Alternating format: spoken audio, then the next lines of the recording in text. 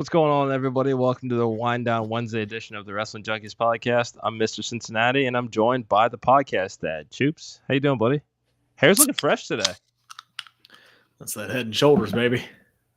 Okay, I like it. That's something I forgot. Okay, you vamp while I Cincy go. Light. Yeah. You guys have never had Cincy Light. Oh, we got taco eating in progress over here on this side. That's weird. It's not Tuesday. It's Wednesday. It's Wind Down. We need a logo for that. We will eventually get a logo for that. Yeah. Yes, we will. Yes, welcome to the show. Go buy our merch. Join us in the chat. The chats are open. If you have any questions, let's get into it. This episode might be, a little low key, maybe shorter than some. Not a lot of news going on in wrestling at the moment, so we literally have no script for this today. We're just gonna kind of vamp. I got AEW here on the phone right now. We have Mariah May versus I don't know who that is. Harley Cameron, is that her name? Ooh, yeah. So that's happening. Apparently, she's part of the Social Outcasts. She came out to that theme. So that's still a thing. Apparently, but yes, sure? We are. Okay. All right. She came out to. It literally said on the billboard or on the Tron Social Outcast. So don't shoot the messenger. Let's talk about something from last night. Can we? Yeah. Because I have a feeling you liked it, and I hated it. Okay. What you got? Old Trick Willy Wonka. Did you like that segment? Like this storyline? Not yet. It feels like come on, it's wrestling. It's not the first time that we have had real life couples put together on screen for storyline purposes of any kind. This is just weird because it's giving a lot of that same Chase U, Andre Chase has a gambling problem kind of feel, where it's like the reveal is just kind of a little, it's more of a head scratcher, and that's what I'm worried is going to be in this manila envelope here. It's I've got no problem with the fact that Noam Dar is one of the first contenders for the NXT Championship. That's great. That's great. I just don't think, whatever chicanery they're planning, they probably didn't need to get to this point. Exactly. Noam Dar as a challenger, it's probably going to be a damn good match. This storyline for Trick Williams coming off his biggest win against Carmelo Hayes and that emotional story, and now you got this going on. I just detest the storyline. I hate the storyline. I think it is awful. I think it is. Is it more that there's a this whole mystery envelope they're trying to add this like grand reveal that they may use down the line, or just the fact that it's like super metaphor involved and not just a Noam Dar Trick Williams one-on-one kind of thing? No, he said it last night. It's like we're watching an episode of Maury. Like, I just don't like. That's not what I wanted out of Trick Williams in this title run. Yeah. I don't want this weird. I'm not the baby daddy, I am the baby daddy, or whatever this is going to be. Like, we don't know what's in the envelope. I don't really care what's in the envelope at this point. Yeah. Like, again, just have Noam Dar win a number one contendership match, and I'd be fine with it. Like, I think the match is going to be good.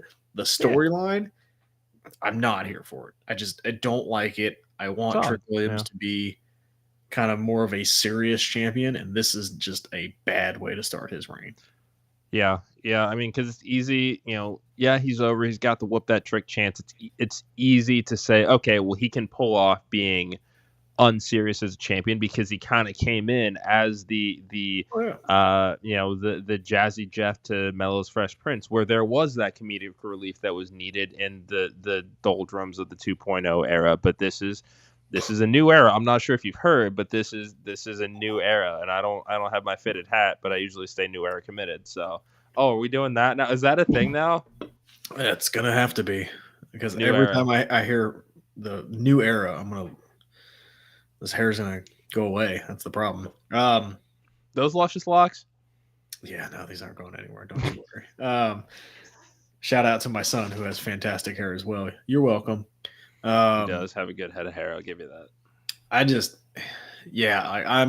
am way out of the storyline, man. I do not like it. I don't. Give it time. Look, and I'll say it again. The match, probably going to be awesome. Noam Dar is super underrated in the ring. I don't think he's gotten his due. Like, go back and watch some of his NXT UK stuff. He is really, really talented. Hell, go watch some of the Heritage Cup stuff he's been doing. He's very, very good. And Metaphor, I like Metaphor. It took me a while to get there, but they've been really fun. Yeah. But this, I just don't like. Get the main title out of this feud. Yeah. If this was a side feud, kind of like you said with Chase U, where there weren't any titles on the line, and this was just kind of a thing to buffer you to the next program, that's fine. An excuse to sell calendars. This is your main title on this show, and we're doing a world title. This weird storyline with it, and I'm not into it at all. We'll see. Yeah, it's okay. It's I mean, I'll again, we're all about the follow up here, so we'll see. I mean, this was kind of a stumble out of the block for this. I will admit that. I like Trick and Lash's chemistry on screen, and if this is another chance to give her, something more to do as far as a character, because I was not a Lash Legend fan when she debuted. You were not. I was not. But I mean, she has. Again, if you're gonna be in a group, like that with no Dar, like you gotta learn how to work, and she has absolutely done that. A lot better. And I mean, leaps and bounds. All three of them have, to be honest. Like all three of them have done very well with that group. And it's to the point where I'm now excited of, okay, like what's her overall ceiling, not just in NXT but in WWE, in a world where we have Bianca Belair and Jade Cargill on the roster. There's a lot more that you can do with all three of those women. I think this is a chance for them to really show it. But this creative could make or break the potential for that. I hate it for the first title feud. Like, I think you have plenty of other options that you could do for a storyline. Like, you could have done like a tournament or something, or a fatal 4-way or whatever, just to kind of, if Noam Dar's gonna be your first challenger, just kind of have that shock value there. That'd have been fine. But like this, I just. Well, okay. What if there was a combine? Go ahead and talk about it. So, combine takes place over the weekend to determine the 12 participants in the Women's North American Championship tournament. I think they looked at 4 discrete areas: speed, strength, conditioning, maybe power. I'm kind of blanking on them, but it was a unique take on determining participants in a tournament. I like that they're trying to channel that energy of the 4 major North American sports. Does that really work here, though? When you're trying, I mean, I don't know. It's I didn't hate it, but I'm still just kind of like, that happened. That's kind of where I'm at. Like, I don't care about the NFL combine. I don't care about the NBA combine. I don't care about the NXT combine. Like, I don't. Especially a worked combine. Like, I don't care. The second you said NXT combine, I immediately thought XFL combine. I was like, wait, that's not a thing. No. Or whatever the hell the XFL is called now. United Football League, and it is mid. I have not. I didn't know it started. Yeah. They're already on like week 6. You could have told me it started last weekend and I would have believed you. I have no idea what's going on. AJ McCarron would rather play in the UFL than play with the Bengals, so that makes me I know at one point pre-COVID, I had bought tickets to a St. Louis Battlehawks game, and that's about the gist of my XFL experience. So that's fair. I do have one question though. Okay, go ahead. Why the hell is Ivy Nile in a tournament for the Women's North American Championship when she was just drafted to Raw?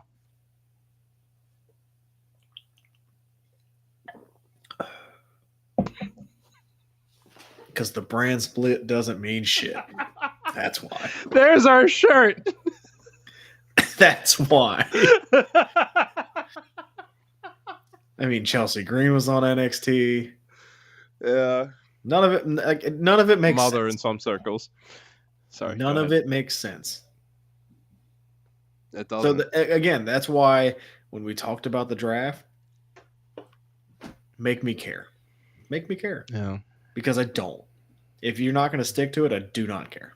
Starting to think that Papa HBK should just play WWE Universe for a while and like see how it's actually supposed to, No, they don't have time for that. Yeah, how's your universe going though? RMA getting beat down right now. Nobody coming out to help. Oh wait, oh, who's this? Luther? No, her Stardom partner. Oh yeah. I'm blanking on the name. Not Tony Storm. That tracks. Who was just attacked? To be fair, right before the match, fair, Serena Deeb knocked her out. So. Ooh, fun. All right, I like that they're still going with this. That's a fun match right there. Yeah, I like the story they're telling with like the kind of they're gonna kiss again. Okay. Nope. Go on. They did not. No. Okay. All right. I don't know what's happening right now on NXT TV. Oh, they got the champagne. There we go. Yeah, so this is happening live as we're watching. This is all right. This is how we do our watch alongs here. Yeah, this I guess this is getting views for AEW, but not really. Yeah, like we have. I didn't get audio on what the Kenny Omega said. I saw he was in a hospital bed, so I'll have to go back and watch that. Pac on the TV right now, looking bastard. Yes, looking ripped as fuck. I'm sure. So yeah, he does. Yeah. Well, what the Okay. Yeah. The fact that you even had to hesitate at that, what? Okay. Well, it doesn't look like he's been doing his sit-ups. Just kidding. Still. Just kidding. Oh, got a little interaction with Jay White here in the Bang Bang Scissor Gang. Okay. Wait, that's still a thing? Bang Bang Scissor Gang still a thing? Well, they're not, but I don't know why I said that. Leave me alone. I'm tired. Is it just the Bang Bang Gang, or is it the Scissor Gang, or is it the Bang Bang Scissor Gang? Where's Juice Robinson? Is he still neck injury? Yeah, he had. I think it was either neck or back. Something. Yeah, some pretty serious surgery that he had. Oh man, that stinks. Yeah, like. What else on NXT did you like? Anything? Lexis King got 2 wins in a row. I don't care. Yeah, Cincinnati's own. Dude, don't care. No one's favorite son's. Who did he beat? Because it wasn't Bear Trey Hill because he got released. Trey Bear Hill. Whatever. Which I don't understand. Like Josh Briggs, I think it was. A ton of the people from the breakout tournament. Don't interrupt me. A ton of the people from the breakout tournament got released. Yeah, that's weird. Like budget cut's gonna budget cut. It just didn't seem like they had a chance to even get their feet under them on NXT after that tournament. Because they didn't. Okay. You know why? You know why? I have a theory. Okay. Not enough people are watching NXT Level Up. Oh, God. Just like not enough people are watching Speed. Hey, damn it! I missed it today. It is Wednesday. I don't want to hear you say anything anymore. I don't keep my Twitter notifications on. You know what? I'm sure that I can find it right now, and we can do a quick little play-by-play. No, I'm good. What? Come on. They have a champion now, okay? It's Rick O'Shea. I don't care. He didn't even come out with the title on Raw. That actually is problematic. I did see a theory, though, that he did lose the match because it was over 3 minutes. Interesting. Okay, just from what I found on Twitter real quick, they are determining the new number 1 contender for the Speed Championship, and we're looking at Apollo Crews and Ivar, of all people.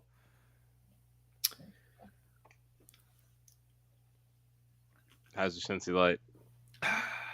Tastes really good, actually. Tastes really, really good. So Brody King and Adam Copeland tonight should be fun. Oh yeah, for sure. That's one of those fun ones that you could tell in those multi-person matches that they've got a lot of chemistry. So this is good. I enjoy that they're really kind of giving Brody this moment to shine, because it's safe to say House of Black is not going to look the same by the end of the year. Yeah, I mean they still got some time. Like that. Also, I'm a little worried about this storyline. ¿Por qué? We saw Adam Copeland go to the dark side. create the Judgment Day, and it didn't work. I don't know if I need this Adam Copeland. I like the Adam Copeland we're getting. Yeah, just kind of the I'm a legend. I'm gonna have grizzled great vet. matches. Like I have like I'm already a WWE Hall of Famer. I literally have nothing else to prove to anybody. Yeah, I'm just gonna go out there and have fun. Like I like that edge. So Adam Copeland. Sorry, I fixed it. Still said it. I know. This is what happens when we don't have a plan for an episode. We're just kind of rambling here. I mean, for the first time in like what 6 months, it's been a slow wrestling week. It had well, yeah. Here's one thing I do want to talk about, and it's from Sure. the press conference from Backlash, because I saw a lot of talking points on it. How did you feel about Triple H's statement on like Fightful and PWI? You think he came off badly? It certainly didn't help. Mm-hmm. It's just I don't know. It's this vicious cycle that comes with wrestling journalism that I mean, and we like everybody at Fightful. Like we've very in passing gotten to know people that do good work. It's just that when fan perception is so jaded, and there's the accusations of tribalism that can create this larger chaos, controversy, pain in the assness, like whatever you want to call it, that I it's only a matter of time before somebody that is actually working for one of these companies has something to say about it. I think that Triple H handled it better than Tony Khan ever would have. That's for sure. But I do think that there have been some faux pas by Papa H when it comes to these media scrums and how he's answered questions that you would think that somebody that is the chief content officer for the biggest wrestling company in the world, who's married into the family that started the company, would know better than to say. Yeah, like I give him a pass on the Vince thing, because they asked that, like when he was initially asked that, because again, not a lot of details were known. It was fresh. We kind of it was right then and there. This one, I just kind of feel like ultimately he just deflected the question. And I think it's a fair question. Like, were the Ronda Rousey comments, did that play a part into not renewing his contract? Yeah. And he never said yes, never said no. But everything we've heard of from the Vince ordeal is the culture has been terrible. What better way to, put your stamp on what the culture is now than to say, yes, we take those accusations very seriously, and we're not going to have that here. It's a zero tolerance thing. Especially when he essentially is talent relations. I know that he's given them the chief content officer, and that's the name that we're going by, but like he is kind of, the buck does stop with him when it comes to that side of the business. And to say like, no, his contract wasn't renewed. Okay. Why? He was on TV regularly. Like, it's not like he wasn't being used. Like, why wasn't his contract renewed? Yeah. He was in the middle of a storyline. Literally. And then just didn't show up one week.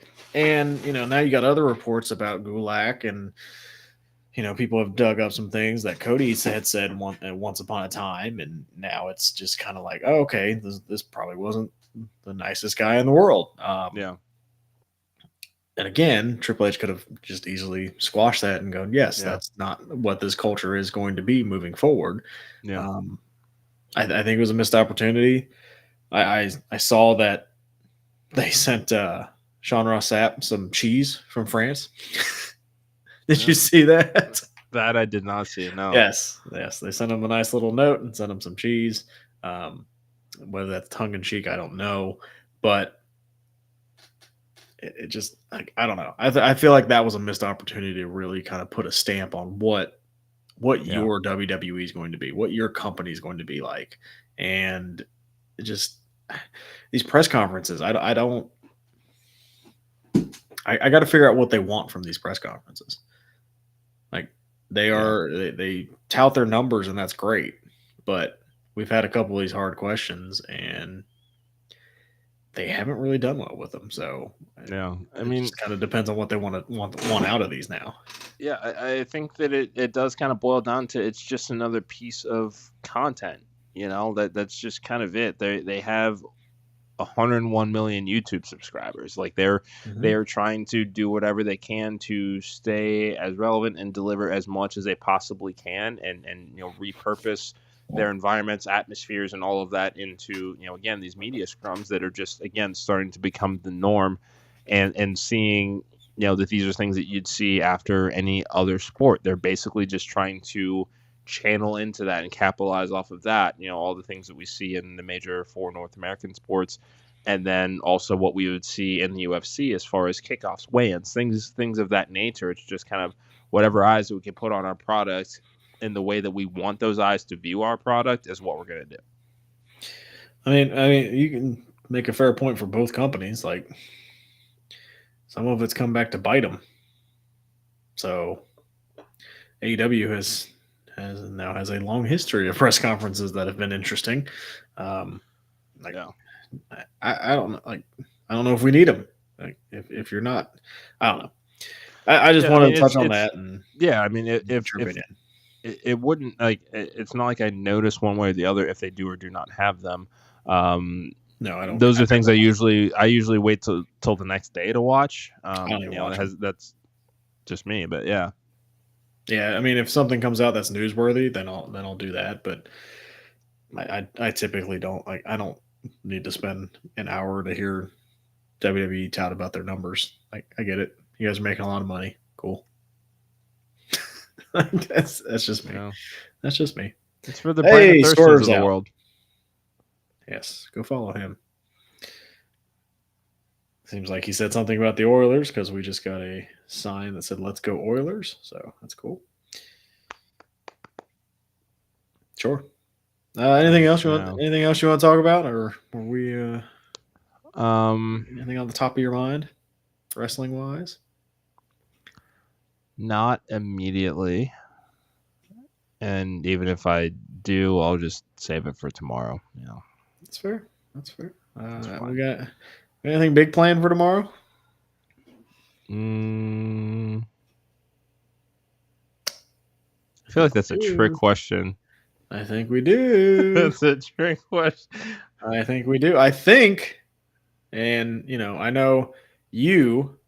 You know, we're gonna go have some fun that night, but the podcast dad. Ah, that's right. Yes. Go ahead. God, where are my manners? Go ahead and plug. Thank you. So, the podcast dad will be filling in as guest co-host at On the Mark podcast, one of our fellow Main Event Network family of podcasts. Make sure to follow Main Event at Main Event _net, as well as On the Mark podcast at Pod On the Mark.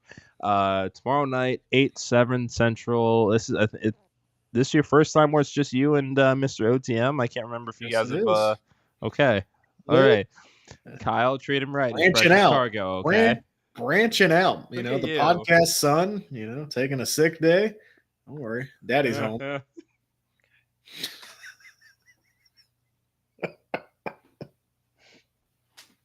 Got him. Hey, guys. Enjoy the rest of your night. Enjoy Dynamite. I'm going to go to bed. It's 9:00. Yeah, it's 9:00. Yeah. Never mind. Yeah, it's past his bedtime. But yeah, that's gonna do it for us. Make sure to again hit that QR code in the top left corner. Like, share, subscribe. What's that magic number, Choops? 1. Sorry, I also buy a mug. Yeah, for real. I have to send my children to college. Come on. Yeah. Yeah. Okay. What does your shirt say? Oh, okay. Yeah. I thought it said anus. Anus millennial cowboy, and I was very confused. Even if it did say that, even if it did say that, I know better than to wear that like right now. That's more of a Friday/Saturday night. That's fair. I thought it was an Axiom shirt. Does Axiom have a shirt? I don't know. If anybody knows the answer to that, let us know. Follow us at Junkies Pod. Okay. Now it's time to go home. Good night, guys. Yeah. For the podcast dad of Mr. Cincinnati, we'll see you guys tomorrow night.